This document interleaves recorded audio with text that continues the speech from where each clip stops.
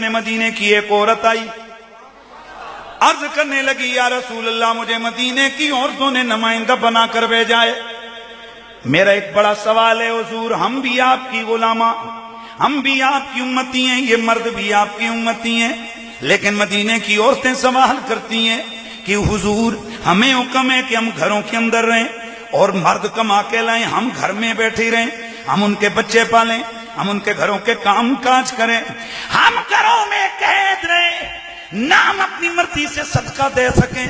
نہ مرضی سے جہاد پہ جا سکیں، نہ مرضی سے حج عمرے کر سکیں، یہ کیسا ہمارے ساتھ معاملہ ہے حضور؟ امتی وہ بھی ہیں، امتی ہم بھی ہیں، امتی وہ بھی ہیں،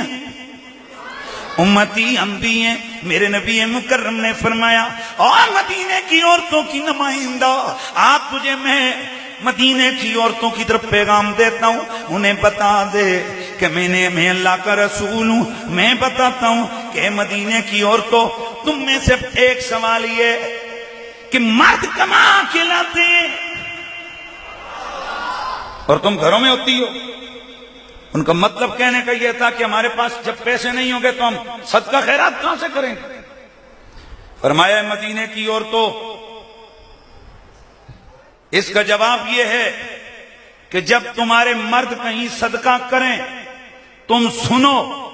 تو خوش ہو جایا کرو، تم خوش ہوگی تمہیں اتنا ہی اجر ہوگا جتنا خرچ کرنے والوں کو ہوگا۔ حضور نے ایسا کیوں فرمایا؟ آپ کو پتہ ہے نا، عورت کی طبیعت اور عادت ہوتی ہے، وہ کنجوس مائل ہوتی ہے، اس لیے کوئی دلیل دینے کی ضرورت کوئی نہیں ہے۔ اس لیے حضرت عمر فاروق چنگی نیکی کے کاموں میں فرماتے تھے عورتاں نال مشورے نہ کیتا کرو، بندہ اگر دل کرے نا میں مسیتی لاکھ روپیہ دینا تو جے کار مشورہ کرے، کڑیاں نال مشورہ کرے تو انہیں کہنا ہے ہاں جی ٹھیک ہے، پر نکے نکے بچے نے اس نے 11 قصیدے ایہو جے پڑھنے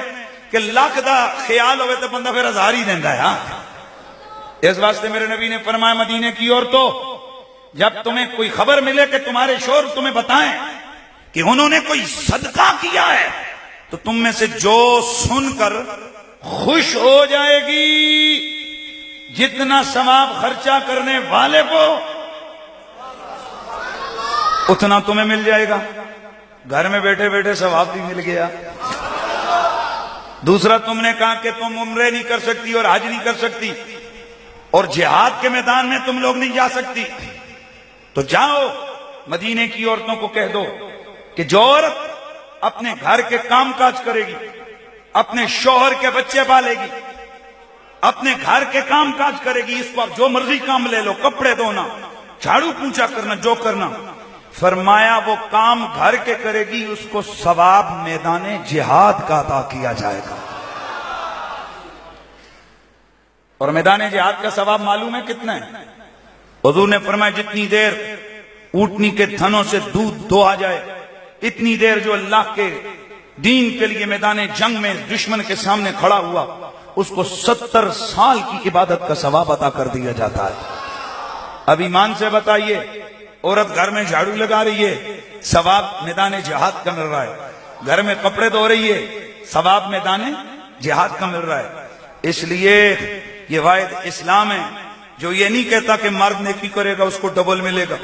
عورت کرے گی آدھا ملے گا۔ اسلام کہتا ہے جو جیسے مرضی کرے، مرد کو کبھی زیادہ کبھی عورت کو زیادہ مل جاتا ہے۔ ہاں، اور تیسری بات توجہ سے سننے، میرے نبی مکرم سید کونین نے فرمایا کہ مدینے کی عورتوں کی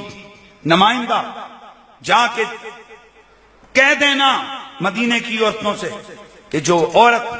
اپنے گھر میں اپنے بچے کو دودھ پلائے گی ہر قطرے کے بدلے اس کو اللہ ایک نیکی عطا فرما دے گا۔ اس لیے جو میری مائیں بہنیں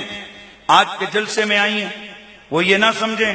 کہ حضور صرف مردوں کے لیے کمال لے کے آئے۔ خدا کی قسم ہمارا نبی